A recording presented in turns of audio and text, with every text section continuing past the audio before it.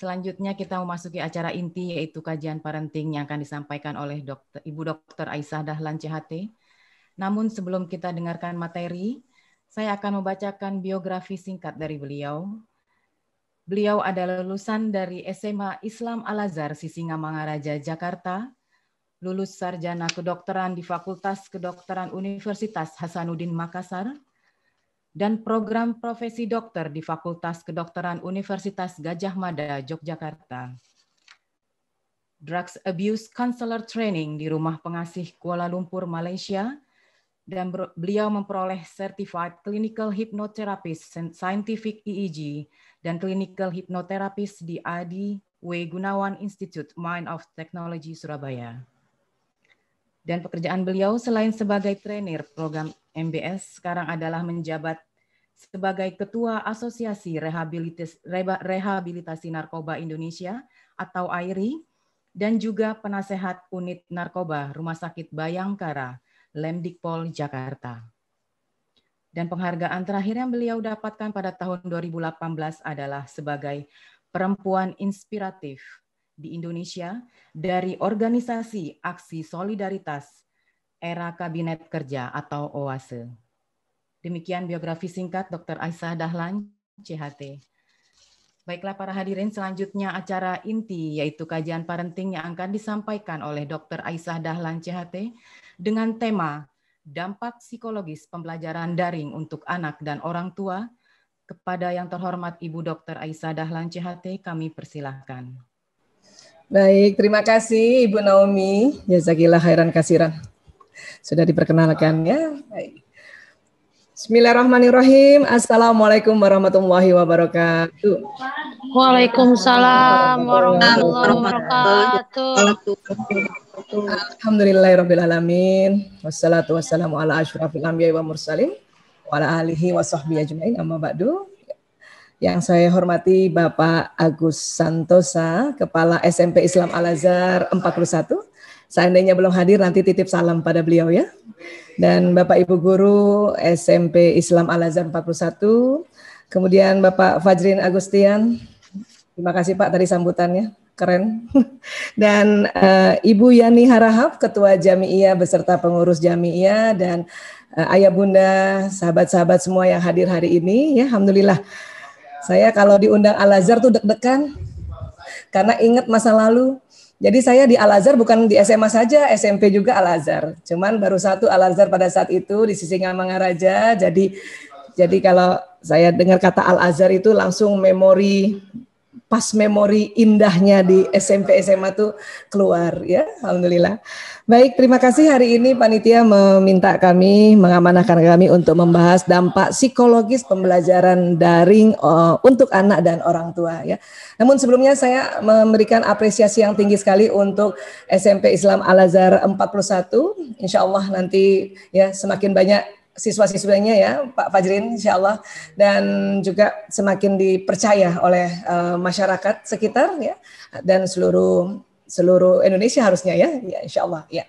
Baik, hari ini juga saya lihat ada sahabat-sahabat saya juga yang hadir di sini ya, sahabat-sahabat, dan terima kasih mau bergabung terus, alhamdulillah ya. Saya supaya lebih mudah, karena kalau mau bicara soal anak ini kita akan bicara tentang otaknya, tentang perilakunya dan sebagainya. Jadi saya lebih baik pakai slide aja ya supaya lebih enak menjelaskannya. Saya mohon izin untuk share screen terlebih dahulu. Ya, baik.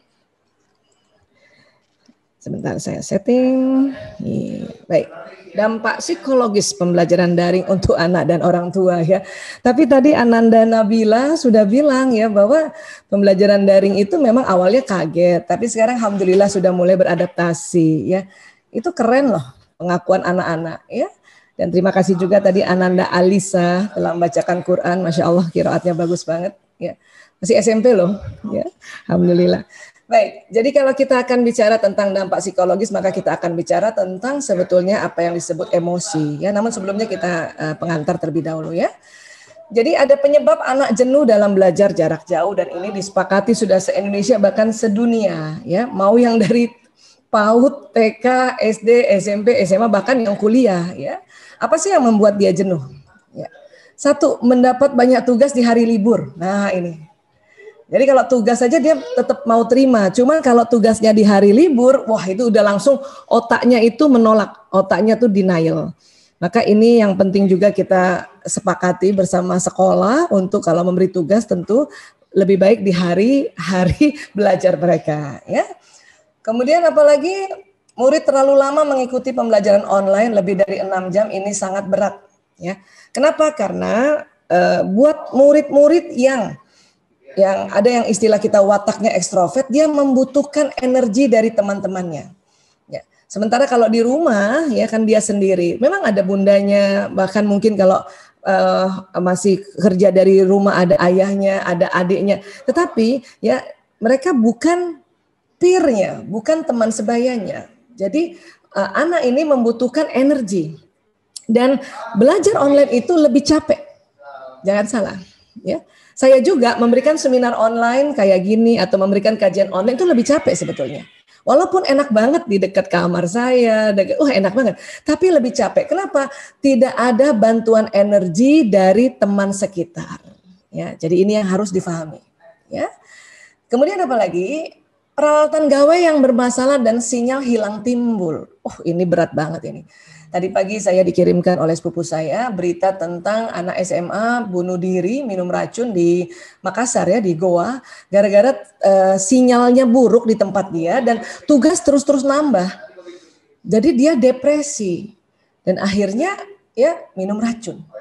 Wah ini nauzubillah min dzalik ya, kasihan banget ya. Ini penting nih, walaupun mungkin ada lagi tempat-tempat lain, cuman yang tadi pagi diangkat itu beritanya yang terbaru ya adalah anak SMA loh. Anak SMA. Ya gara-gara itu tadi tugas banyak, sinyal hilang timbul.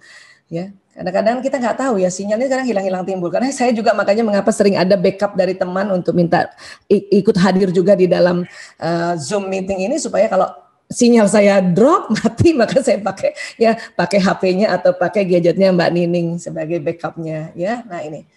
Kemudian siapa lagi yang bikin penyebab anak jenuh sebetulnya? Orang tua dan guru tegang dan membuat murid terstimulasi emosi negatif. Ini dia nih, ya makanya jadi bukan cuma anak yang tegang, orang tua juga tegang, ya. Dan jangan bukan orang tua dan anak saja, guru juga tegang. Itu harus dimaklumi itu. Makanya kalau hari Sabtu Ahad ya, kalau di sekolahnya yang Sabtu Ahad libur, itu orang tua juga langsung lega banget, ya. Kenapa? Karena hari itu libur, apalagi kalau anaknya masih kecil-kecil. Mungkin kalau SMP SMA mereka sudah lebih mandiri, walaupun tetap kita pantau ya, tapi tetap juga lega kita kalau Sabtu Ahad atau libur nasional. Oh, Masya Allah. Ya. Walaupun sebenarnya memang pendidikan itu ya pendidikan yang pertama dan utama memang dari rumah. Ya. Hanya memang karena kita belum terbiasa. Ya. Ini saja sebetulnya sudah sekitar 8 bulan ya, masih juga belum terbiasa. Kenapa? Karena bertahun-tahun ya kita titipkan anak kita di sekolah untuk mengenyam pendidikan. Ya, padahal ya pendidikan pertama dan utama di rumah. Inilah yang membuat ya, kita tahu seperti itu tapi shock culture. Sudah keenakan ya kita titip anak dari pagi sampai sore di sekolah. Ya, ini yang harus kita sadari dan harus kita mulai mengatur kita punya emosi kita. Ya, baik. Kemudian sebetulnya prinsip pembelajaran oleh Bapak Nadiem Makarim atau kita sebutnya Mas Menteri itu sudah diberikan, ya. Dan tentu sekolah sudah paham ini. Tapi nggak apa-apa kita ulang-ulang ya. Satu, ya. Jadi yang sekarang ini diutamakan itu kesehatan dan keselamatan. Makanya belum sektor pendidikan belum dibuka, ya. Dan kedua, kita diminta ya sekolah diminta mengadaptasi dan fleksibilitaskan kurikulum. Tidak bisa pakai kurikulum sebelum pandemi, nggak bisa. Kita nggak bisa banget pakai gitu, ya. Jadi ini yang harus kita tahu juga dan orang tua juga harus tahu bahwa sekolah sudah sedemikian rupa mencoba memfleksibilitaskan kurikulum. Bahkan tadi Ananda Nabila ya sebagai wakil murid dikatakan di SMP Islam Al-Azhar 41 ini guru-guru sudah mencari cara untuk ya sedemikian rupa, ya. Supaya apa? Ya, supaya itu tadi fleksibel. Kemudian nilai karakter yang sesuai dan realistis. Kita nggak bisa menilai anak murid ini, Bapak Ibu guru nggak bisa menilai anak murid karena tidak lihat, ya kan? Tapi memang sudah disadari oleh Pak Nadiem Makarim dan semua ya pejabat-pejabat di Kemendikbud sudah disadari Makanya kalau nanti menilai karakter ya kita nggak bisa apa-apa sudah. Ya, standar untuk menilai PJJ atau pembelajaran daring ini memang belum lagi ada, karena kan baru 8 bulan juga. Ya. Artinya gini, jadi kalau anak di rumah belajar daring, kemudian dia lapar, dia haus, dia minum, dia makan, itu nggak boleh dinilai oleh guru bahwa oh ini anak kurang ajar, nggak bisa. Karena salah satu keuntungan belajar daring itu ya itu tadi. Ada fleksibilitas, ada bisa makan minum. Tapi ajarkan anak untuk kalau lagi makan minum, coba kameranya di off-kan dulu sebentar nak, supaya nggak mengganggu gurumu dan teman yang lain. Habis itu nyalakan lagi. Ya, paling kita bisa ajarkan begitu pada anak-anak. Ya, kenapa? Karena memang itulah. Ya. Termasuk juga teman-teman ya, mungkin para bunda atau para ayah yang hari ini juga hadir atau yang ikut taklim juga, sambil masak boleh, sambil nyetrika boleh, sambil juga suapin anak boleh, atau tadi pagi belum sempat makan pagi ya sambil makan juga boleh. Itu sebuah ya keuntungan apa-apa yang dari jarak jauh. Oke, yang penting kita santun, oh ya saya lagi minum, tutup dulu kita punya kamera gitu ya. Nah, mangga. Bahkan ada yang boleh pakai daster kan? Nah, itu enaknya juga belajar daring ya. Kemudian apa lagi? Harus menyenangkan dan menggembirakan. Ini yang tadi saya dengar kabarnya ya dari Ananda Nabila bahwa Bapak Ibu guru di SMP Islam Al-Azhar 41 berupaya untuk ini. Itu bagus, itu keren. Ya. Insya Allah terus kalau niatnya berupaya membuat menyenangkan, menggembirakan, nanti Allah akan terus kasih petunjuk itu. Ya. Kemudian apa? Blended learning. Satu saat nanti akan ada blended learning. Cuman kita belum. Ya, learningnya dicampur. Bukan hanya jarak jauh aja. Ada tatap mukanya tapi nggak setiap hari lagi gitu. Ya.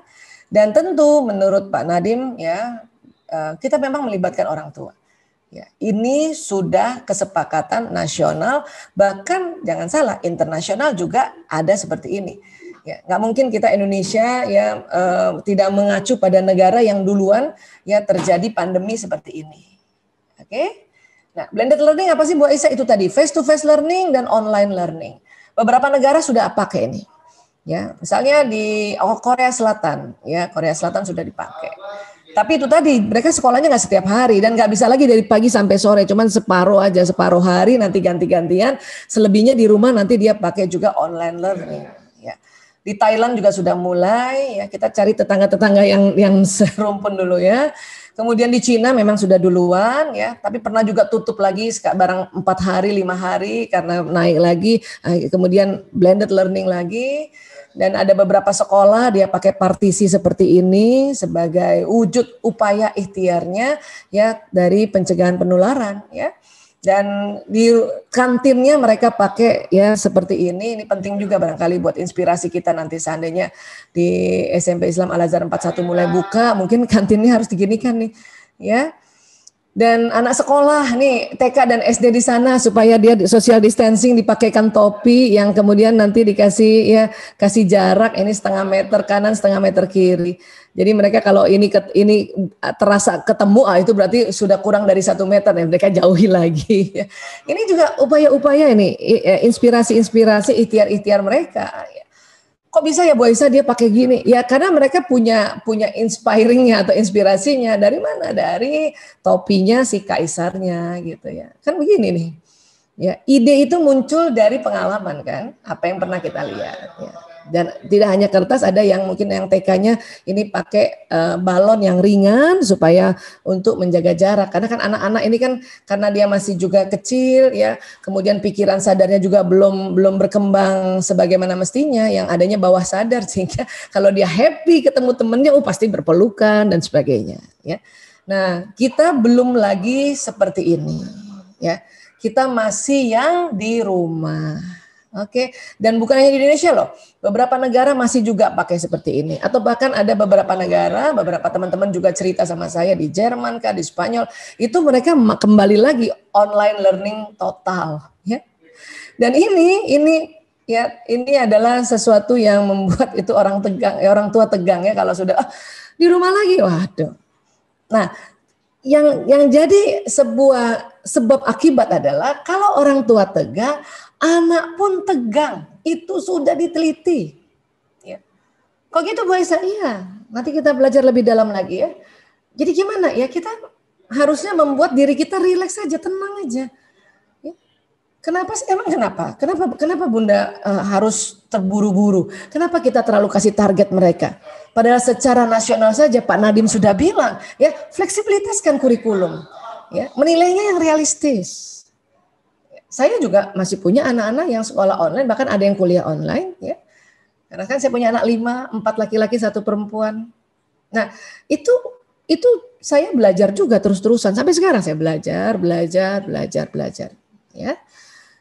Nah, jadi karena orang tua tegang, anak tegang, dan tentu guru tegang. Kadang-kadang kenapa gurunya tegang? Diteleponin terus sama orang tua. Harusnya gini dong Pak, harusnya gini dong Bu. Lah, sebentar. Ini kondisi yang semuanya sama-sama kaget. Walaupun sudah 8 bulan loh, apalagi yang waktu bulan pertama itu, ya Allah. Ya, sekarang sudah mulai ada, ya guru mulai tenang. Ya, kalau guru tenang, karena orang tua yang tegang telepon gurunya kasih ketenangan, akhirnya orang tua tenang. Otomatis apa? Anak tenang. Ya. Tenang dan tegang itu cuman beda G sama N aja. Ya. Nah, supaya jadi tenang, maka kita yang dibutuhkan apa? Ya, yang dibutuhkan adalah pengendalian emosi. Mungkin Bapak Ibu, teman-teman, Bapak Ibu guru juga udah ngerti ini ya. Saya juga ngerti. Cuman kalau nggak dipelajari, ya itu nggak kepake-pake, tidak keaplikasikan. Makanya saya perlu selain tahu dipelajari terus, akhirnya paham dipelajari terus, akhirnya menjadi otomatis diaplikasikannya. Ya. Bicara emosi, kita akan ya bicara tentang otak manusia. Ini saya sering sekali cerita ya, hampir semua materi saya adalah basicnya otak. Ya. Nah, otak manusia ini Allah berikan ditaruh di kepala, ya terdiri dari otak besar, otak kecil. Otak laki-laki lebih berat dibanding perempuan. Jadi kurang lebih laki-laki itu 1,5 kg sampai 1,6 kg. Perempuan 1,3 sampai 1,4. Ya, dari besarnya otak aja laki-laki sudah mengungguli kita memang. Ya. Nah, ini kalau dilihat dari samping, ini otak besar, otak kecil. Sahabat-sahabat saya ini yang selalu ikuti seminar saya, dia sudah hafal kali. Saya cekokin dengan gambar otak ini. Kenapa? Karena nih ngomong soal otak ini nggak ada habis-habisnya. Nggak ada habis-habisnya. Saking luar biasanya Allah titip program di otak manusia ini. Dan kalau kita titip anak kita di sekolah juga kan dalam rangka kita ingin ya memberikan masukan di otak ini kan. Nah, ini kalau otak kecil ini biasanya untuk keseimbangan ya, dan ini ada namanya batang otak. Dan nanti kalau ke bawah ini sumsum tulang belakang. Otak dari atas kita lihat ya, ini betul-betul Allah belah ini, Allah desain ini belah ini terbelah ini. Cuman di tengahnya aja nanti dia bersatu antara otak kiri kanan, tapi depan ini dari atas ini dia terbelah. Kemudian disebutlah oleh para ahli supaya memudahkan untuk mengenal dan menjelaskannya, kita sebut ini belahan kanan atau disebut hemisfer kanan, hemisfer dextra, dan belahan kiri ya hemisfer sinistra, ya hemisfer kiri. Nah ini. Nanti ada kaitannya nanti dengan perkembangan otak Ananda yang apalagi pada saat ini sedang SMP. Ya, kita akan bahas lebih dalam tentang itu. Oke. Baik, di dalamnya otak itu ada otak emosi. Ini harus kita tahu. Dan kalaupun sudah tahu, kalau dengar berulang-ulang, ini saya harapkan bisa paham. Kalau sudah paham dan dengarkan ulang-ulang, itu udah harus otomatis kita ngerti ini ada emosi di otak kita. Dan harus dikendalikan. Ya. Anak kita ada otak emosinya, Bu Aisyah? Ya ada. Semua manusia, berapapun umurnya, bahkan otak emosi sudah terbentuk di dalam ya pada saat di dalam rahim seorang ibu. Bahkan bukan hanya manusia saja yang punya otak emosi, hewan golongan mamalia juga punya otak emosi. Makanya disering sebutnya otak mamalia. Oke? Nah, jadi kalau kita lihat di dalam ini, jadi ada struktur-struktur di dalam otak itu kita sebut limbic system, the limbic system. Ini yang bertanggung jawab terhadap emosi. Ya, ini harus kita pahami ya. Jadi kalau kita mulai dari apatis, sedih dan sebagainya itu kerjanya di situ. Ya. Jadi kalau kita lihat dari samping, ya ini otak emosi ada di tengah. Disebutnya otak mamalia. Itu makanya kita ini punya sifat hewan. Allah sering menyampaikan di Quran kalau kita ya, artinya kalau kita nggak takwa, kalau kita nggak ibadah, kalau kita nggak isi otak kita dan kolbu kita dengan ingat Allah, maka kita bisa ya derajatnya lebih turun dari hewan ternak. Kenapa? Karena di otak manusia ada otak mamalianya. Bahkan selain otak mamalia ada otak reptilnya. Ya. Itulah makanya mengapa saya suka ulang ini ya, mengapa keluarga muslim kalau anaknya lahir diminta akikah. Akikah itu banyak maknanya, banyak hikmahnya. Salah satunya adalah untuk menaklukkan otak mamalia anak kita. Makanya disuruh potong kambing. Perempuan 1 kambing, laki-laki 2 kambing. Kenapa laki-laki 2 kambing? Ya laki-laki karena otaknya lebih besar. Makanya dia 2 kambing. Otak emosi dia otomatis lebih besar. Makanya 2 kambing. Ya. Kenapa nggak bisa diganti ayam? Lah, kan mamalia. Kambing mamalia, ayam bukan mamalia. Ya. Nah, saya mau sampaikan begini ya. Saya sejak tahun 98 sampai sekarang kan ngurus narkoba nih. Ngurus pasien-pasien narkoba ya. Banyak di antara mereka pasien narkoba yang susah sekali dikendalikan emosinya karena belum diakikah. Akikah. Makanya setelah saya tahu dia belum akikah, walaupun udah umur 30 tahun, 35 tahun, 40 tahun, minta orang tuanya akikahkan. Bahkan yang orang tuanya sudah meninggal, dia suruh akikahkan. Tapi kan mahal Bu Aisyah kambing. Ya, niatkan dulu. Pada saat kita meniatkan sesuatu, maka Allah akan ya mengalirkan rezeki untuk membeli hewan kambing itu. Oke? Nah, ini ya. Saya yakin insya Allah kita semua di sini anandanya sudah diakikah ya. Kalaupun belum, mangga ya. Niatkan, kenceng niatkan, insya Allah ada rezeki maka akikahkan. Ya. Baik, kemudian batang otak reptil. Otak reptil. Jadi kita punya otak reptil juga. Nah, otak reptil ini ya kalau tegang ini ya kita lihat dulu ya otak reptil ya. Otak reptil ini kalau tegang itu membuat anak itu akan menolak ya. Kalau dia melawan atau ngambek. Fight or flight, ini otak reptil ini. Ya. Nah, oke. Ayah Bunda, Bapak Ibu, mohon maaf ini saya karena yang online, sekolah online banyak, jadi mungkin ada suara-suara anak saya yang masuk ya. Karena dia sedang harus presentasikan pelajarannya, ya. Mohon maaf. Ya. Nah, emosi di dalam limbik system tadi, emosi dasar pada anak-anak, ini ada 4. Senang, sedih, takut, marah. Ya. Senang itu ya bahagia di sini, riang, gembira, cinta, kagum, damai, syukur, takjub. Ah, ini masuk di sini. Ini emosi dasar ya. Pada satu anak-anak masih kecil sampai barangkali di SMP ya. Nanti SMP, SMA dan sebagainya sampai kita dewasa kayak diri kita ini, dia lebih variasi lagi. Ya. Ada emosi sedih, duka, kecewa, hampa, malu, galau, putus asa, lara, pilu. Ah, ini ada. Ya, dan ada emosi takut, cemas, khawatir, gelisah, ngeri, cemburu, ragu-ragu, ya, kesal, jengkel, jijik, geram, benci, dendam, itu masuk di emosi marah. Ya. Nah, kenapa sih kita harus mempelajari emosi? Karena dia penting banget emosi ini. Dia berada di tengah otak manusia. Kita belajar macam-macam pun, belajar tentang ya bahwa kita nih ya ibu harus ngomong ya, santun sama anak, lembut sama anak.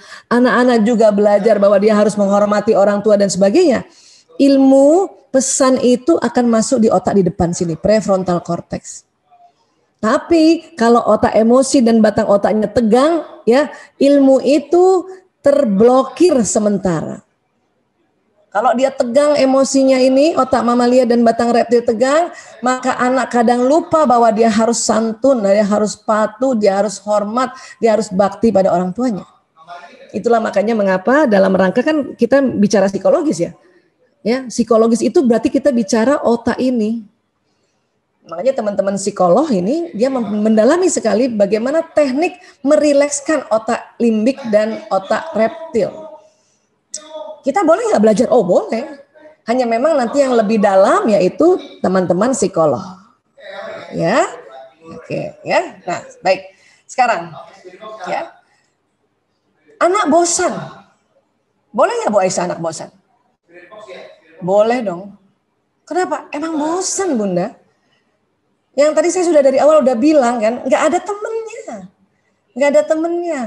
Nggak ada energi yang diberikan bersama-sama gitu. Bosan.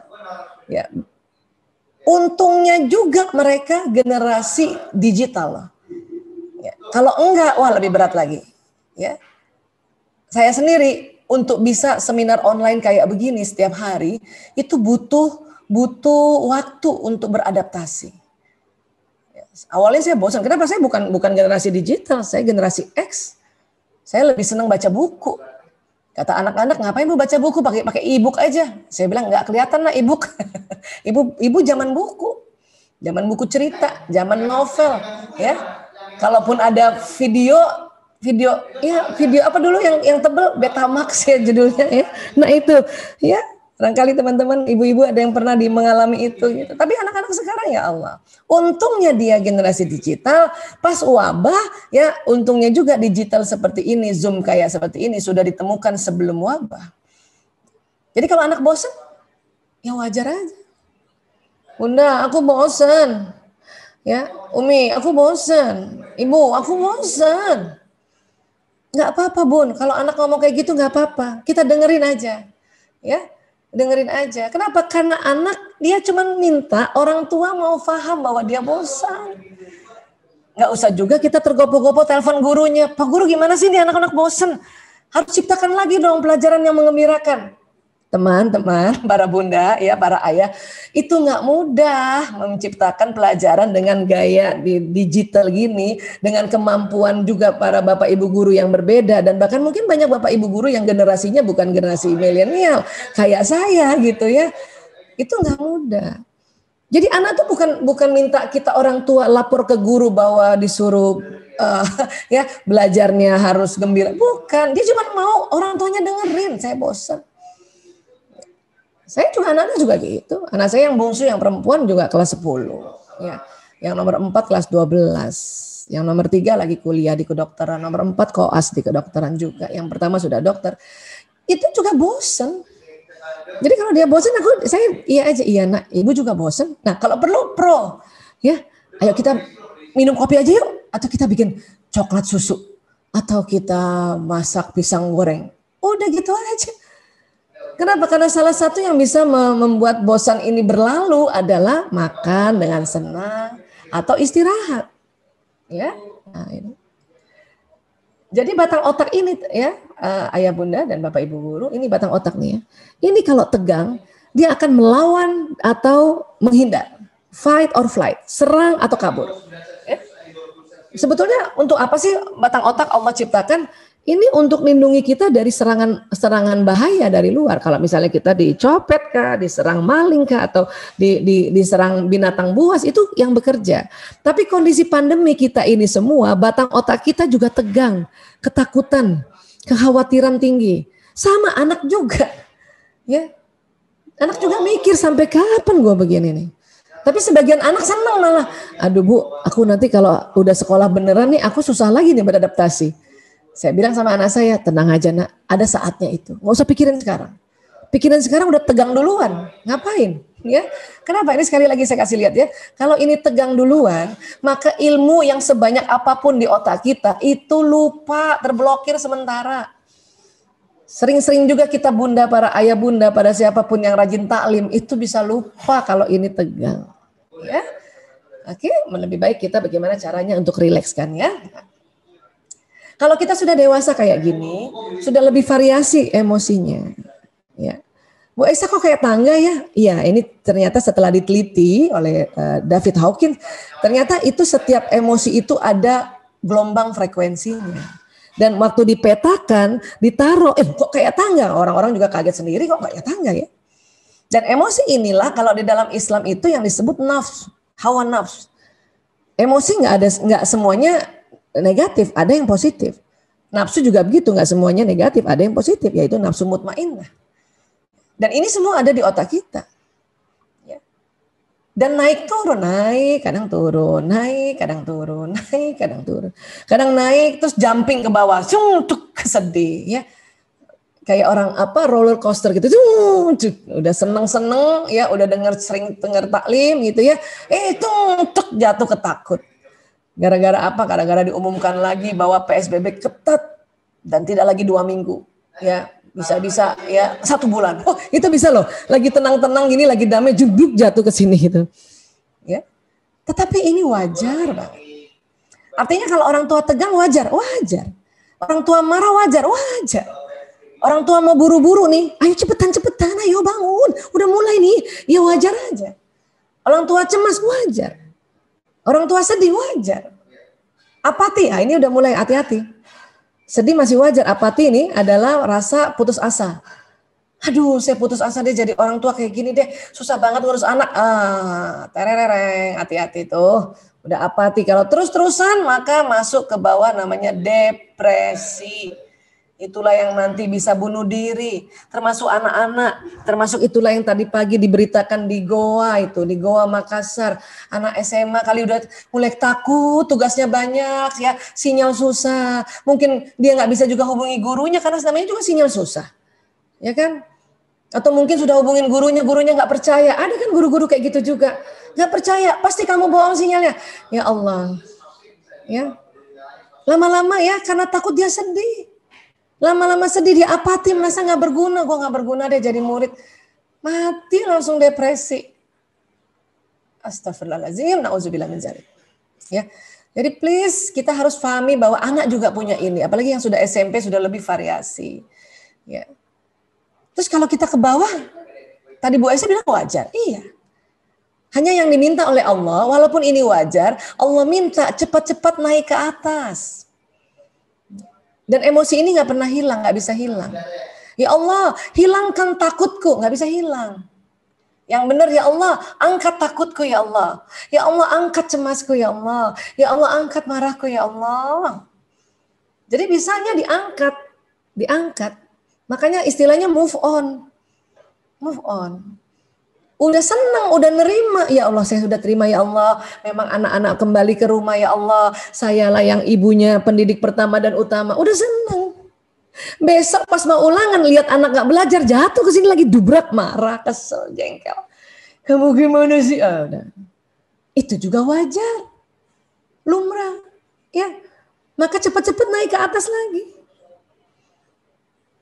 Kenapa Bu Aisyah selalu bilang wajar? Karena langkah pertama untuk pandai mengenal emosi adalah tahu emosi kita, 1, 2, tahu bahwa ini naik turun, dan 3, ya kita memaafkan diri sendiri bahwa kalau dia turun, makanya saya bilang wajar, ini memang ada. Ya, yang berikutnya adalah ya kita tahu caranya untuk move on segera. Disitulah pahala kita, disitulah Allah melihat, menyaksikan bagaimana orang tua ini, bagaimana bapak ibu guru, bagaimana si anak itu bangkit dari lawama amarah naik ke mutmainnah. Sebut nama aku enggak, kata Allah. Ya. Nah, ada orang tua lagi marah, ngamuk, ya, sumpah serapah. Memang bisa naik ke sini loh, bisa. Habis sumpah serapah, bisa juga semangat, bisa. Tapi itu nilainya sangat rendah. Kenapa? Karena yang diminta kita oleh Allah pada saat di sini kita sebut nama Allah, Allah, ya Allah, ya Allah, ya Allah, untuk bisa naik ke atas. Ya. Nanti kita belajar bagaimana teknik-tekniknya, tapi karena ini ya tidak lama ya, cuma 40 menit kita ngobrol kayak gini, mungkin kita kasih teknik-teknik yang sangat-sangat power, simple dan gampang ya. Karena kalau teknik-teknik yang dalam tentu harus ikut pelatihan dan sebagainya ya. Baik. Artinya apa? Jadi ini semua ada di otak mamalia. Ya, oke. Nah, jadi bilang sama diri, it's okay kalau saya lagi sedih, it's okay kalau saya lagi marah juga, it's okay kalau saya break dulu sebentar, it's okay kalau saya nangis, it's okay juga kalau saya bilang enggak, it's okay juga kalau saya cancel planning karena terlalu banyak planning, tapi anak-anak mau ulangan, anak-anak sakit, nggak apa-apa kok. Ya. It's okay juga to eat the food you love. Nggak apa-apa Bunda, kalau Bunda lagi capek, lagi ngopi dulu dikit, nih silakan. Makan coklat dikit, makan es krim dikit. Boleh kok, yang penting dikit. Ya. Saya lagi malas sosialisasi, boleh kok. Saya mau tidur, boleh kok. Ya. Saya mau ambil waktu untuk diri saya sendiri, pijetan atau rileks, ya pakai relaksasi, boleh kok. Ya. Boleh nggak ya saya minta bantuan curhat kah atau minta bantuan tenaga profesional? Boleh kok. Boleh. Ya. Artinya saat jadi ibu kita boleh kok merasa sedang tidak oke. Ya, boleh kok menunda pekerjaan yang perlu ditunda. Karena tegangnya orang tua terutama bunda karena semuanya mau dikerjain. Nggak habis pekerjaan rumah kalau kita mau tunda. Ngelap-ngelap kita punya ya koleksi buku aja nggak habis sehari. Ya. Sekarang perhatikan mana yang penting dan genting itu dulu. Sekarang anak-anak penting dan genting. Suami kalau dia ada di rumah penting dan genting. Ngelap-ngelap belakangan aja. Ya, nyetrika juga begitu. Nggak semua pakaian setrika sekarang. Yang penting seragam anak-anak udah belum? Seragamnya suami atau baju kerja kita gitu kan? Ya, itu baju pesta lagi kan udah enggak. Makanya sekarang kan asik ya. Ibu-ibu sekarang jualan apa? Piyama yang bagus gitu ya. Sehingga kalau ada apa-apa tinggal pakai kudung. Mau dengar seminar juga tinggal pakai pakai burgoh aja kayak gitu ya. Kan asik ya. Ya. Nah itu. Jadi menunda pekerjaan yang perlu ditunda boleh kok. Ya. Tetap meluangkan waktu untuk me time boleh kok. Jadi nggak usah nih anak nih, apalagi anaknya lebih dari satu. Waduh, saya harus temenin dia. Enggak juga kok. Apalagi anak-anak SMP. Bunda mau temenin terus, malas dia bun. Malas, ya. Kata anak-anak SMP, bunda nanya melulu kenapa sih? Udah sana gitu. Kita dari jauh aja bun. Dari jauh liatin, siapin dia udah mau minum nggak? Oh ya, minumnya habis, ambilin minum. Ya. Oke, doain dari jauh kan gitu. Dan kita boleh kok menyatakan perasaan pada suami, pada anak dan sahabat dan juga pada Allah. Ya Allah, saya capek banget ya Allah. Atau ngomong sama suami, ayah, aku capek banget. Boleh. Tapi kalimatnya gitu, aku capek. Saya capek ayah. Saya lagi capek banget. Saya lagi sedih banget ayah. Saya. Ya. Kita sukanya bilang apa? Ayah, ya, Abi, Papa, kamu selalu bikin saya capek. Itu yang laki-laki tersinggung. Bilang sama anak boleh kok. Nah, nak, bunda capek banget. Bunda tidur dulu sebentar ya nak. Boleh. Atau yang punya sahabat barangkali karena nggak bisa ketemu ya mungkin chattingan, mangga. Ya. Dan tentu sama Allah. Itu yang Allah mau. Ya Allah. Karena setiap detik langkah kita ngomongnya kayak sama Allah kan. Dan itu betul. Ya Allah, ya Allah, ya Allah, garam habis. Ya Allah, ya bawang putih habis. Ya Allah kan kita begitu ya. Itu yang diminta sebetulnya. Apa-apa yang disebut Allah. Oke? Nah, jadi kalau begitu, setelah kita tahu dan setelah kita memaafkan diri kita sebagai orang tua secara psikologis bahwa kita oke pada di sini juga oke, ya, dan tahu bahwa ya kita take a rest aja, kita istirahat aja, ya, dan cepat-cepat naik ke atas, itu berarti kita sudah mulai tahu bagaimana mengelola emosi. Dan untuk cepat naik ke atas, walaupun sambil kita tiduran, kita cepat ke atas, ya tentu kita melakukan hal-hal yang memang disuruh juga oleh Allah. Ini surat Al-Baqarah ayat 153. Bismillahirrahmanirrahim. Ya ayyuhallazina amanu sta'inu bis-sabri was-shalah. Innallaha ma'as-sabirin. Hai orang-orang beriman, jadikanlah sabar dan sholat sebagai penolongmu. Sesungguhnya Allah bersama orang-orang yang sabar. Jadi ini Allah udah ajarin kita. Ya, ini Mbak Isa kok klise banget? Ini bukan klise, ini prinsip dasar. Sabar dan sholat. Ya. Sabar itu gimana Mbak Isa? Ditahan? Iya, memang ditahan. Ditekan? Bukan ditekan. Ditahan. Supaya kita nggak labrak itu anak. Ya. Kamu nih males-malesan. Dengerin tuh, itu namanya nggak sabar karena kita labrak, kita mengekspresikan. Tapi terus kita tahan, ya, terus ada yang menekan, dia tekan sampai akhirnya ibunya sakit. Nah itu juga bukan sabar. Sabar itu menahan. Sabar ini bahasa Arab, ya. Sabaru yasbiru artinya menahan. Ya. Menahan supaya apa? Menahan, ya, supaya nggak diekspresifkan. Nah pada saat menahan kita memanage dia untuk naik ke level atas. Itu namanya mengelola emosi. Ya, kan tadi sudah bertahap ya, kita memahami dulu, kita kenal. Kalau diulang-ulang mungkin ada teman-teman yang sudah ulang-ulang, itu namanya memahami. Kalau baru satu kali dengar itu baru kenal, baru tahu, ya, baru know, belum understand. Nanti kalau ulang-ulang harus di-understand, jadi naik understand. Kalau sudah ngerti, ya, itu kita mengelolanya untuk dia move on ke atas. Dan ini adalah ya nafsu mutmainnah, ini adalah zona ikhlas. Bunda, kalau Bunda lagi marah, maksain nemenin anak daring, maka kita bekerja di luar zona ikhlas.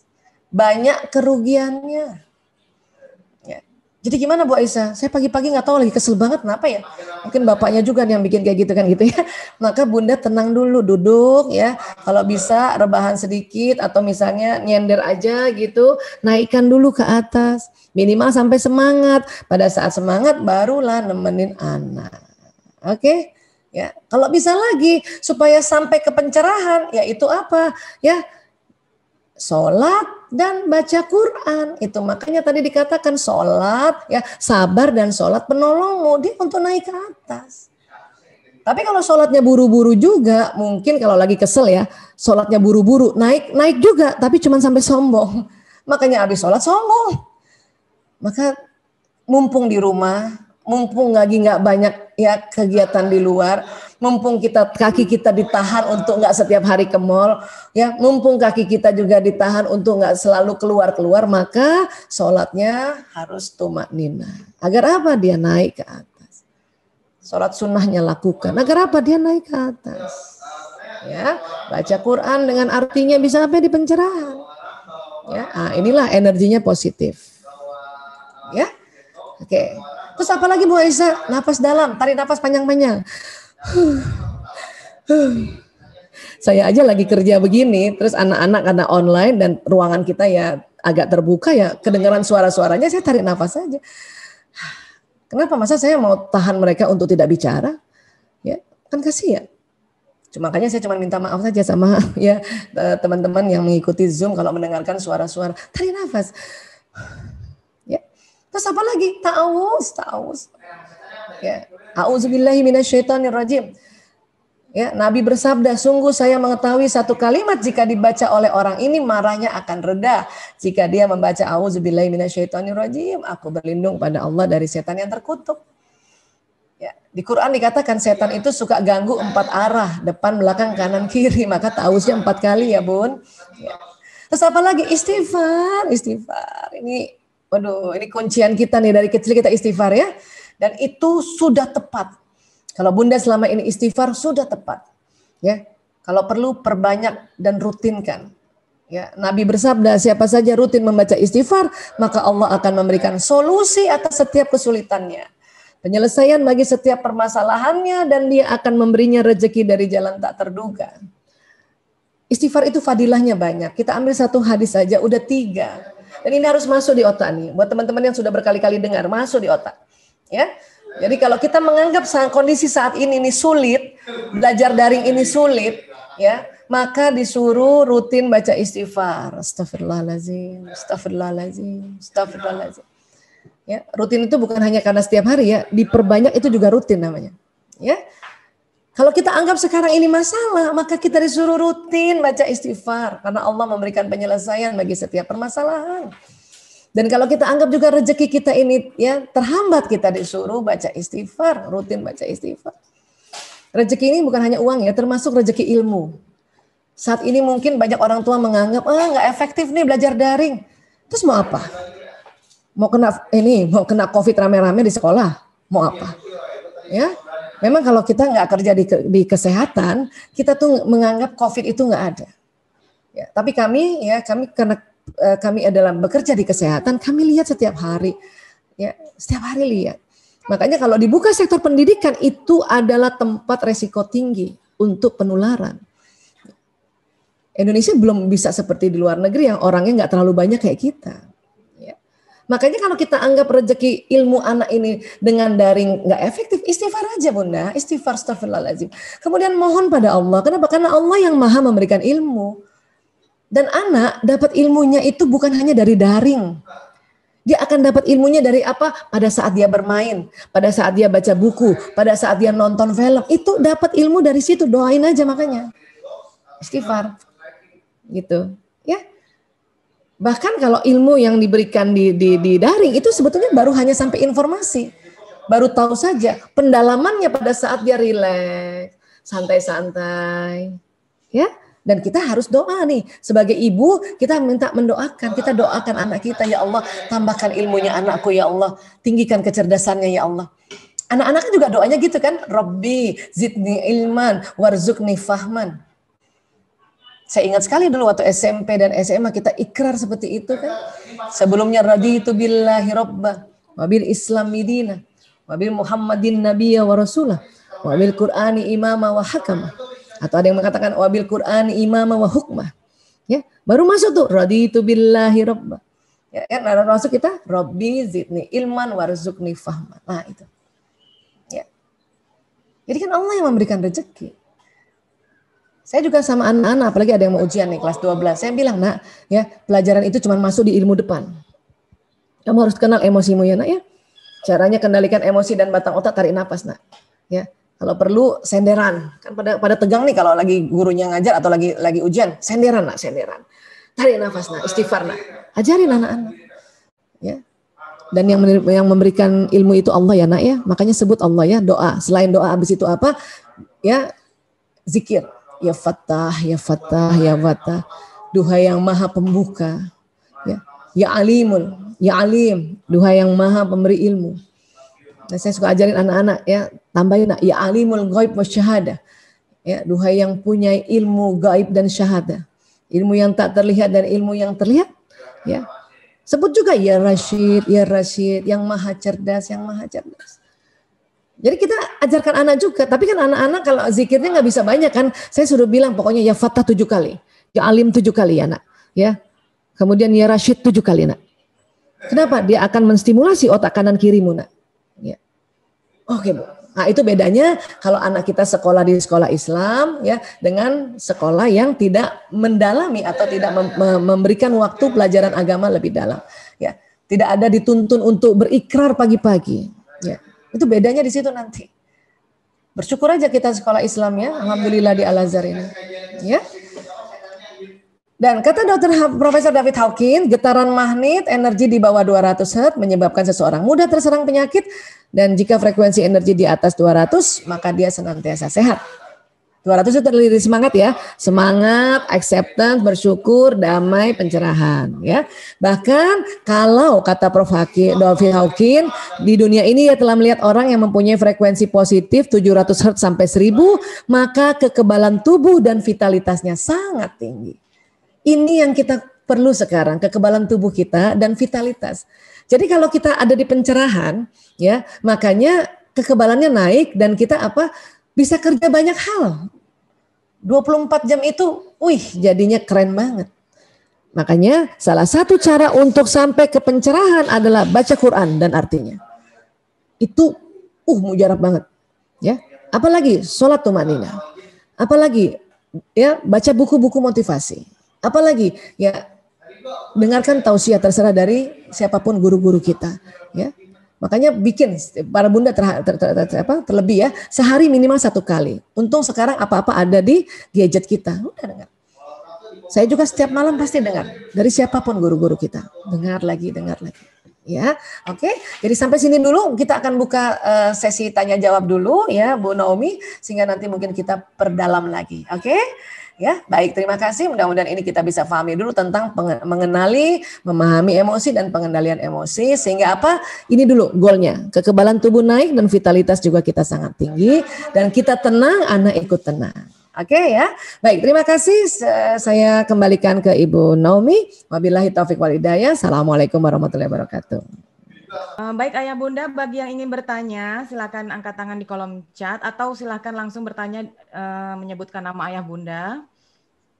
Untuk 3 orang penanya ya Bunda, khusus 3 orang penanya saja. Ini di chat udah ada nih dari Ibu Dina Dewi nih. Bu Dina Dewi, apa ada perbedaan kita menyikapi anak usia SMP dengan anak usia SD? Ya. Oke, ini boleh saya jawab nih Bu Naomi? Ya silakan Ibu.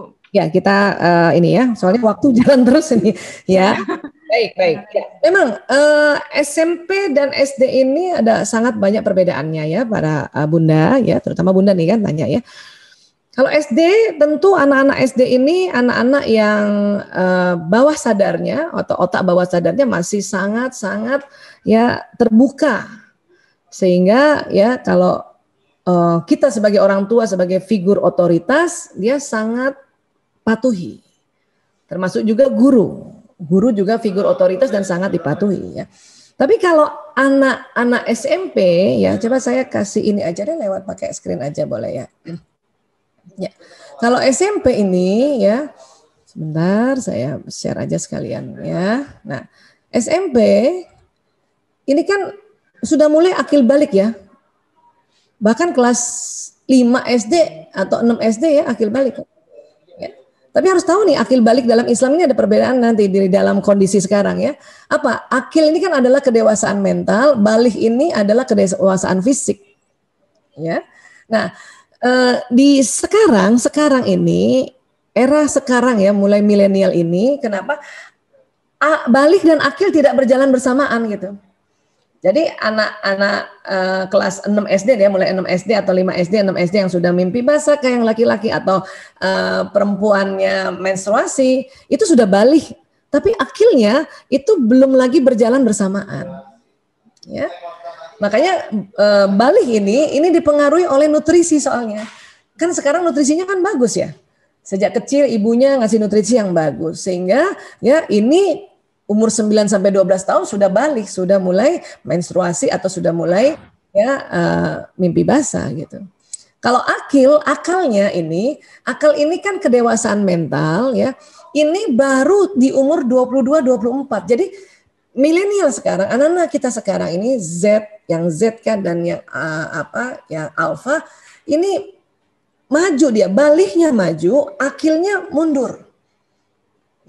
Jadi ada renggang di tengah-tengah itu, ya makanya itu sering disebut masa remaja terpaksa. Dulu istilah remaja nggak ada.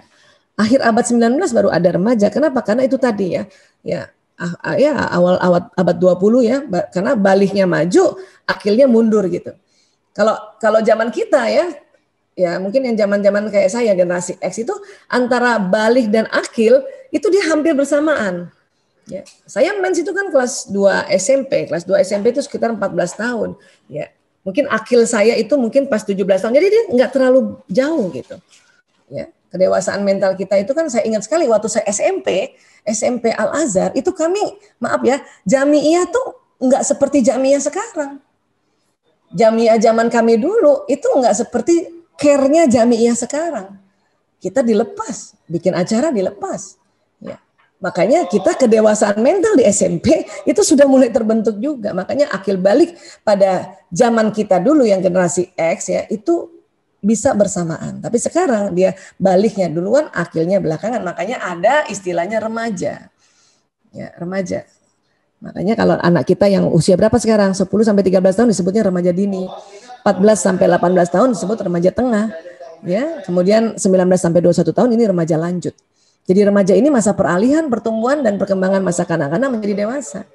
Karena itu tadi ya baliknya udah duluan di usia-usia seperti ini, kemudian akilnya tuh setelah usia 21 tahun. Ya, jadi memang ada perbedaan. Ya. Nanti detailnya bisa Bunda untuk men-searching aja ya bagaimana menghadapi anak remaja. Oke? Iya. Baik, saya kembalikan lagi. Mungkin Bu Aulia sudah hadir. Atau Bu Nomi, saya kembalikan ke Bu Nomi. Atau saya baca aja di sini ya, chatnya ya. Siapa lagi nih? Oke. Halo, Bu Nomi, adakah? Ya, sambil menunggu Bu Nomi dan Bu Aulia ya, boleh ya, saya baca aja ya. Ini dari Ibu Citra Fadila. Assalamualaikum Bunda Aisyah. Waalaikumsalam warahmatullah. Bolehkah bertanya bagaimana mengarahkan anak supaya tidak lihat yang tidak sepatutnya?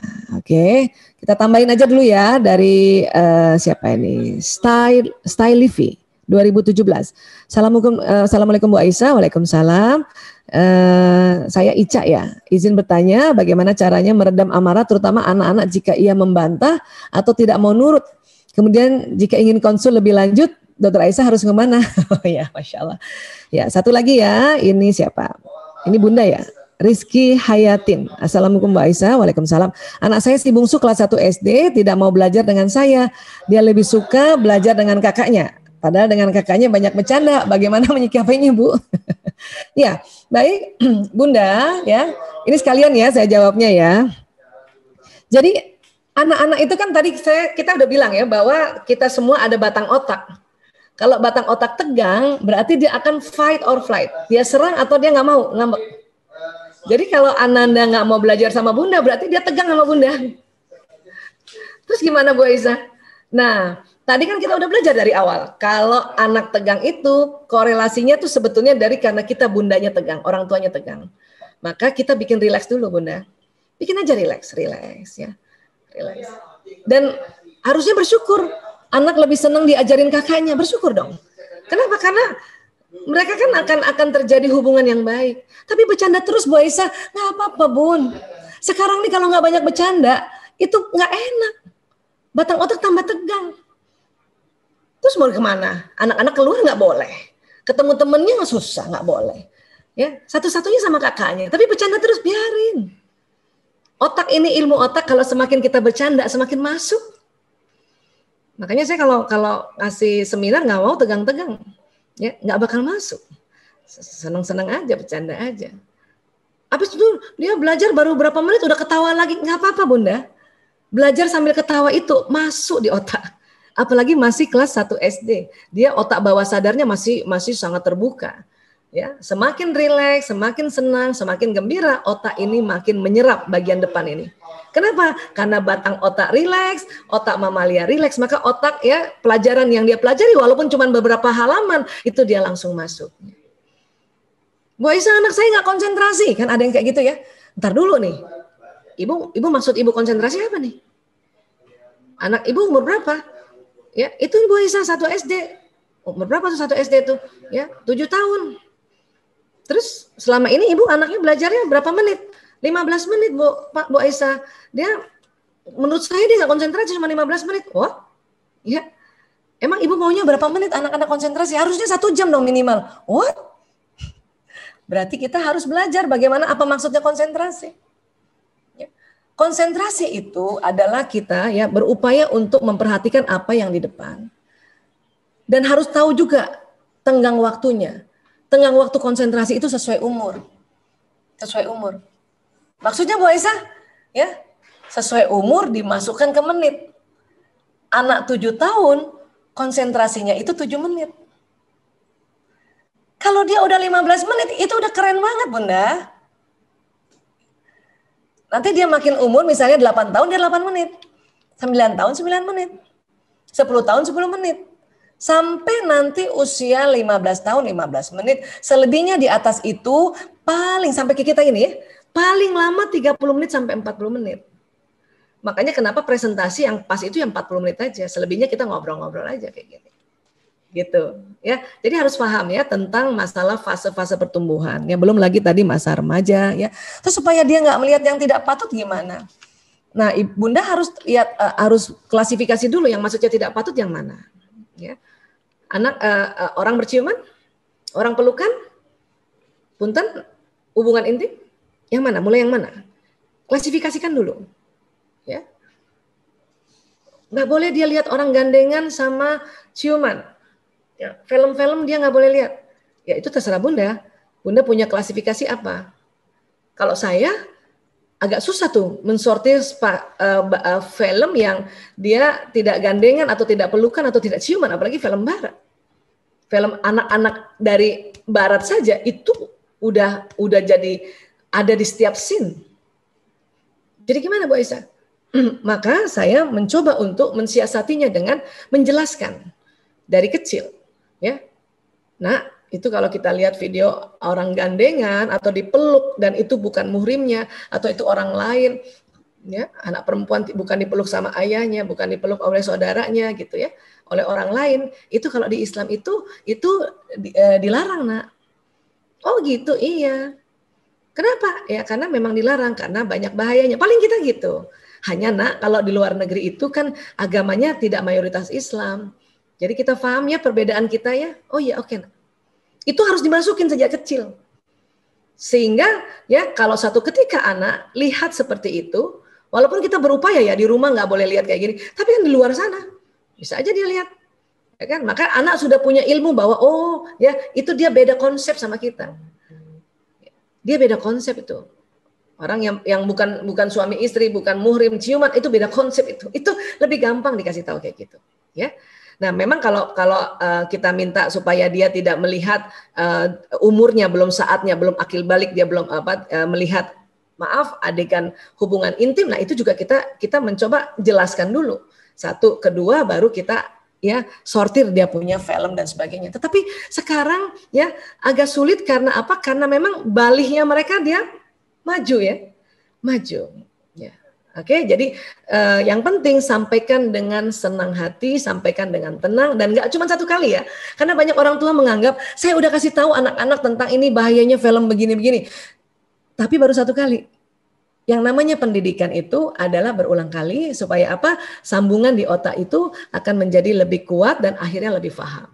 Ya, makanya dari tadi saya bilang kalau kita belajar sesuatu dan kita sering diulang-ulang, maka tambah paham kita. Maka jadi sesuatu skill yang otomatis, auto skill. Ya, oke. Kemudian kalau anak nggak membantah, nggak menurut, itu tadi saya bilang dia tegang, ya dia tegang. Ya. Bu Ica, punten, memang saya sebelumnya membuka konsultasi ya.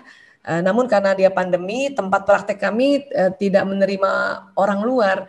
Ya, tempat praktek kami itu lagi ada di dalam kompleks, dan kemudian sayangnya kompleksnya itu memang kompleks orang-orang lansia yang dia tidak menerima orang luar secara banyak. Makanya sekarang saya siasati dengan konselingnya online ya.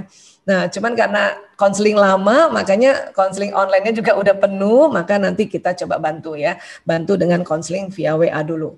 WA juga saking penuhnya, WA saya hang. Udah berapa HP saya hang ya. Tapi insya Allah satu ketika mungkin HP saya sudah baik kembali, Bu Ica bisa konsultasi lewat WA dulu ya. Ya, baik. Ya, kira-kira seperti ini, dan nanti buat Bu Ica, monggo coba cari searching bahasa kasih. Ya, bahasa kasih anak, sehingga supaya kita ya anak mau mengikuti apa yang kita minta, itu harus tahu bahasa kasihnya ya, supaya batang otaknya tidak tegang. Oke? Iya. Kira-kira begitu, mudah-mudahan terjawab semua. Tadi baru 3 ya, sampai Bu Rizky tadi. Ya. Baik, para hadirin, acara sesi tanya jawab sudah selesai, dan untuk memasuki acara selanjutnya yaitu doa yang akan dipimpin oleh Ibu Dr. Aisyah Dahlan. Kepada yang terhormat Ibu Dr. Aisyah Dahlan kami persilahkan. Di majelis ini ada bapak-bapak nggak? Kenapa Ibu? Di majelis ini ada bapak-bapak nggak? Karena kalau sepertinya sih ada, cuman campur, cuman mungkin yang bertanya banyak ibu-ibu ya. Kalau kita bercampur biasanya yang kenceng doanya tuh bapak-bapak ya. Oh. Nanti gini aja, kalau doa nanti masing-masing berdoa, nanti ditutup aja doa kafaratul masjid ya. Hanya saya ada sedikit tadi sekilas membaca pertanyaan yang perlu juga saya sampaikan. Sekali lagi teman-teman, para bunda terutama ya, saya dari awal juga sudah bilang bahwa ya kondisi sekarang ini, tolong kita stop untuk bilang pelajaran daring nggak efektif, itu stop bilang begitu. Kenapa? Itu akan terjadi tidak efektif pada anak kita. Pada anak lain efektif. Kenapa? Karena ibunya bilang, insya Allah pelajaran daring efektif. Ya efektif lah. Kondisinya orang kayak gini, ya lagi banyak, aduh, itu virus corona itu yang terbaru itu ya, aduh, saya susah juga ngomong ya, nyakitin banget, sangat nyakitin. Bahkan cuma 2 hari aja langsung meninggal orang. Ya, nah artinya ini efektif dengan kondisi kayak gini gitu. Nah, omongan kita yang kita selalu blaming, kita melabel bahwa daring ini nggak efektif, itu yang terjadi. Karena ada hukum alam, ya. Hukum alam ini namanya law of attraction. Pikiran dan perasaan dan ucapan kita ini akan terbentuk terjadi. Ya. Kalau di Islam di mana? Ada di Az-Zariyat ayat 23. Nanti Bunda buka surat Az-Zariyat ayat 23 ya. Saya kasih tahu artinya ya. Bismillahirrahmanirrahim. Maka ya, demi Tuhan langit dan bumi, sungguh apa yang dijanjikan itu pasti terjadi seperti apa yang kamu ucapkan. Kalau saya bilang daring, saya bilang sama anak, insya Allah nak, daring ini efektif. Kenapa? Daripada kamu ini ke sekolah, bahaya banget sekarang. Ya Bu. Nah karena kita ngomong bahwa daring efektif buat anak-anak kita. Oke? Jadi sekali lagi, setting atau prasangka itu akan membentuk apa yang terjadi. Makanya Allah berfirman dalam hadis qudsi, aku mengikuti prasangka hambaku. Jadi please, prasangkalah bahwa dengan belajar daring ini efektif. Oke? Kira-kira begitu, mudah-mudahan, karena bukan apa-apa ini, saya suka mau ingatkan apa yang diomongin ibu tuh, aduh hati-hati ya, bahaya banget, itu bisa cepat terjadi. Maka ya bicaralah yang baik-baik ya, baik bicara di mulut, bicara di pikiran, dan bicara di kolbu kita. Oke? Iya, kurang lebih kayak gitu ya. Baik, saya kembalikan ke Bu Naomi. Terima kasih, alhamdulillah Ibu, terima kasih untuk hari ini. Alhamdulillah acara demi acara telah kita lewati bersama. Semoga apa yang disampaikan oleh Ibu Dr. Aisyah Dahlan dapat kita terapkan dalam kehidupan kita sehari-hari dan bermanfaat untuk keluarga kita semua. Terima kasih untuk Ibu-Ibu Jamiah dan Korla serta para Dewan Guru, juga Bapak atau Ibu-Ibu yang telah ikut berpartisipasi sehingga acara kajian hari ini bisa terlaksana. Semoga menjadi ladang pahala bagi kita semua. Amin ya Robbal Alamin. Bapak-bapak dan Ibu yang saya hormati, marilah kita tutup acara pengajian ini dengan membaca hamdalah, istighfar 3 kali, dan doa kafaratul majelis. Alhamdulillahirrahmanirrahim, astaghfirullahalazim, astaghfirullahalazim, astaghfirullahalazim, subhanallah, Allahumma wa hamdika asyhadu an la ilaha illa anta astaghfiruka wa atubu ilaik. Amin ya. Akhir kata, saya mohon maaf bila ada kata-kata yang tidak berkenan. Kesalahan hanya milik saya dan kesempurnaan hanya milik Allah. Wa'afu wa minkum. Wassalamualaikum warahmatullahi wabarakatuh.